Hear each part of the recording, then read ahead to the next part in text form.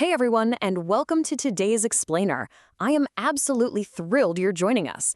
We're jumping right into something that affects pretty much all of us: how to take our crazy, always rushing modern lives and transform them into something calm, focused, and truly meaningful. I mean, you know that feeling, right, when you're trying to answer a work email on your phone with one hand while simultaneously stirring dinner with the other? It's just exhausting. But the good news is, we're going to tackle this using what Jay Shetty calls the monk mindset. And no, don't worry, you absolutely do not need to pack your bags, quit your job, and run off to an ashram in the mountains. We're going to take all this amazing ancient wisdom and apply it directly to your everyday life, right here, right now, with some super practical steps. So, here's our roadmap for today. We'll look at the monkey mind versus the monk mind, dive into some really cool science and personal stories, unpack the metaphor of the dusty mirror, figure out your true values, and then wrap up with daily mindfulness and microhabits for inner peace. Let's get right into it. Section 1. Monkey mindset versus monk mindset. Look, if you constantly feel like your head is just spinning from endless to-do lists, overflowing inboxes, and that heavy daily stress, I really need you to know you are not alone, and it is completely normal. To understand why we feel so incredibly overwhelmed all the time, just think about this number: 70,000. That's the number of individual thoughts that literally race through our heads every single day. It's a total mental meat grinder. Our brains are just constantly darting from a scary news headline to an unread Slack message to stressing about what to cook for dinner. Ancient texts actually perfectly describe this frantic state as the monkey mind. Just picture a monkey anxiously jumping from branch to branch, totally panicking, screaming, but ultimately getting absolutely nowhere. That's basically our default state in the modern world. But we really need to understand the alternative here. On one side, we have that monkey mind, overloaded, complaining, trying to do 100 things at once, always hunting for quick fixes. Sounds familiar, right? But on the flip side is our goal, the monk mind. It's sharply focused, it's full of compassion, it tackles exactly one single task at a time, and it looks for deep, long-term meaning. Our entire mission throughout this explainer is to give you the exact tools to flip that switch. We want to help you chart your progress right out of that chaotic, rushing state, straight into calm focus. Section 2. Science and personal experience. Now, this isn't just a bunch of abstract feel-good philosophy. It's backed by real, profound transformation. Take the guy who mapped this out, Jay Shetty. He wasn't born wearing monk's robes. He was just an ordinary, honestly kind of rebellious teenager growing up in London. He hung out with the wrong crowd, even got suspended from school. But then, meeting a real monk completely rewired his brain. He traded his modern life for robes, literally slept on the floor of an ashram, and then eventually returned to our crazy digital world to teach mindfulness. The takeaway here: if a rebellious London kid can totally transform his mindset, we absolutely have the power to do the exact same thing.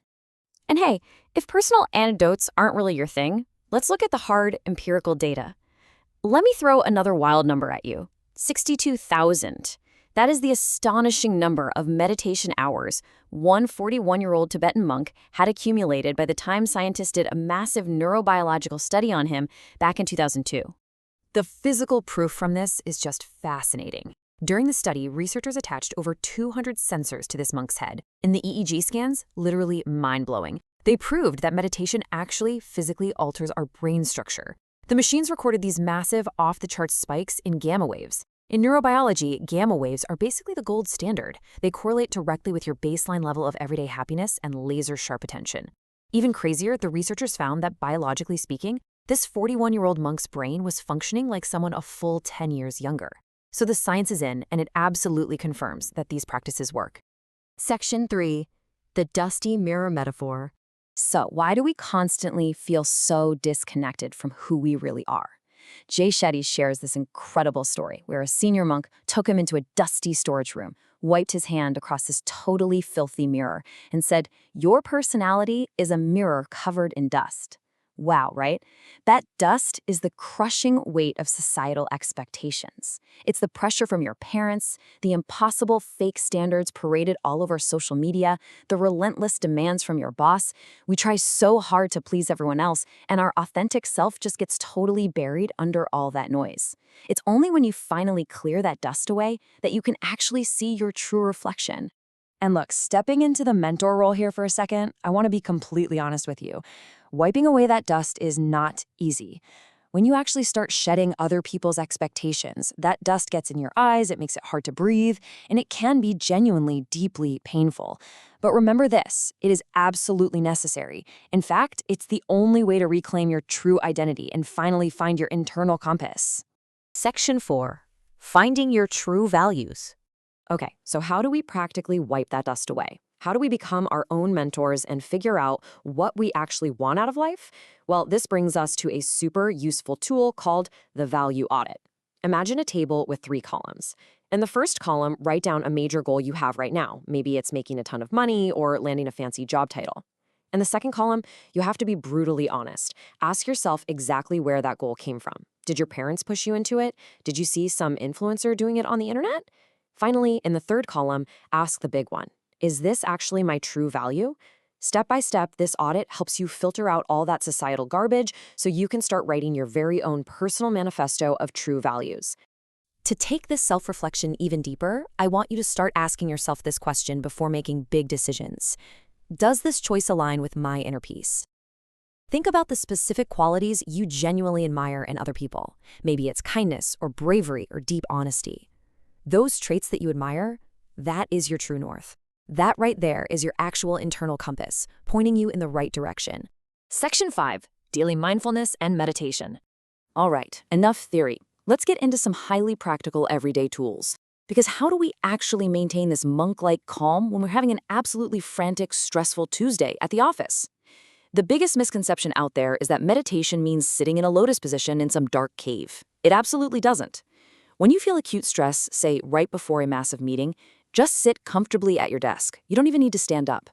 Gently close your eyes, pull your shoulders back just a bit to open up your chest, and just focus entirely on your inhale and your exhale. Your breath is literally a built-in remote control for your nervous system. Once you can control your breath, you can control any stressful situation. And here is a genius little technique you can use whenever anxiety or negativity tries to hijack your day. It's a simple 3-step process. Notice, stop, swap. First step, notice. Acknowledge the negative emotion. Just say to yourself, wow, okay, I am feeling really anxious about this upcoming deadline. Don't run from it. Second step, stop. Hit pause and try to pinpoint exactly where that anxiety is bubbling up from. And the third, absolutely most important step, swap. Actively replace that fear with a constructive thought, like, I am highly capable and I'm totally prepared for this project. By doing this, you step back and literally become an objective spectator of your own thoughts. It totally neutralizes the panic. Section 6, Microhabits for Inner Peace. As we near the end of our explainer today, let's focus on actionable microhabits. These are the tiny things that actually yield the fastest progress for anyone looking to change their daily routine. If you want a day in the style of a monk, you absolutely must secure your morning calmness before you even touch your smartphone. Try this simple checklist tomorrow morning. Spend just 1 minute feeling pure gratitude. Read a couple of pages of a great book to catch a quick insight. Spend 15 minutes doing that basic desk breathing meditation we just learned, and top it off with some simple stretching. This routine builds a powerful, impenetrable armor of calmness around you before the digital noise of the day can even attempt to invade your mind. And throughout your day, you have to refuse to run on autopilot. Keep yourself grounded with this super quick daily authenticity checklist. Just pause whatever you're doing and ask yourself, am I currently jumping between 5 tasks like a monkey, or am I truly focused on one thing? Did I actively notice something new in my routine today? And most importantly, is what I'm doing right this very second aligning with my true audited values, or am I just trying to meet someone else's expectations? Doing this takes 10 seconds, but it's an amazing way to instantly pull yourself back to reality and commit to a true lifestyle change. To completely wrap up our analysis today, I really want to leave you with the ultimate metric of a monk's life. See, monks do not measure their success by the amount of zeros in their bank account or by a fancy job title. They measure their success by how they made other people feel. So I want you to ask yourself this one profound question. How will you be remembered, and what will you leave behind? Take the time to clear the dust off your mirror, become your own mentor, and start living with real intention. Thank you so much for joining me today to explore these fascinating concepts. Definitely practice these micro habits, and I'll see you next time.